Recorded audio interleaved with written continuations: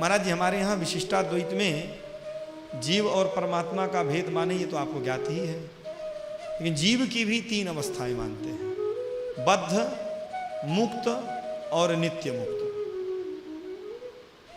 तो बद्ध का तो क्या करना पड़ेगा विस्तार, बद्ध तो सब जान ही रहे हैं जो संसार के प्रपंचों में फंसे हैं, शास्त्र वस्त्र शास्त्रावश्य ये सारी चीजें। इसमें भी कुछ जो हैं मनुष्य होकर के जिनका शास्त्रों पर अधिकार है, शास्त्रों के कर्मों को जो कर सकते हैं, ऐसे जब उन शास्त्र कर्मों को करते हुए भगवान की ओर उन्मुख हो जाए तो उन्हीं को मुमुक्षु कह दिया जाता है। और वही मुमुक्षु जब भगवान को प्राप्त कर जाए तब उसे मुक्त कहते हैं। और उन मुक्तों से भी ऊपर ऐसे हैं जो नित्य मुक्त हैं, शनकादिक ऋषि हैं, श्री नारद जी हैं। ऐसे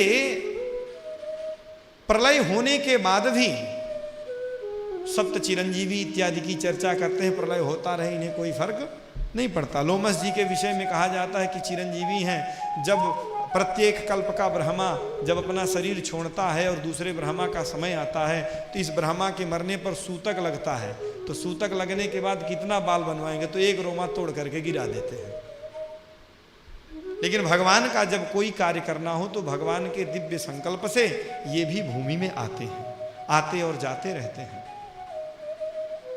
और इन्हीं को श्रुतियों ने सूरी कहा। नित्य निरंतर तद विष्णोः परमं पदम सदा पश्यन्ति सूरयः। अवच्छिन्न तैल धारावत नित्य निरंतर भगवान का जो स्मरण करें, भगवान के चरण कमलों का स्मरण करें, वे सूरीजन हैं।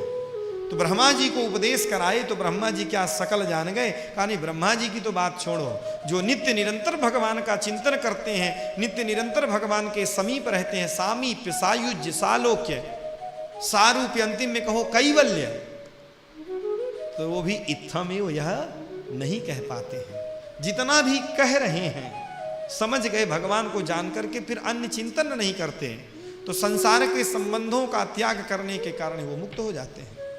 लेकिन क्या वो भगवान को जान सकते हैं? अरे आज वो मुक्त हैं, यह कहने का सीधा सीधा अर्थ है कि पहले वो बद्ध थे, पहले तो बद्ध ही थे। तो एक बद्ध जीव आज भले मुक्त हो गया, भगवान की समता कभी नहीं कर सकता है। कुछ सादृश्य उसमें दिखाई देंगे। कल हम लोगों ने चर्चा की थी कि श्री गोकर्ण जी महाराज को भगवान ने अपने अधिकार प्रदान कर दिए, सारूप्य आ गया भगवान का।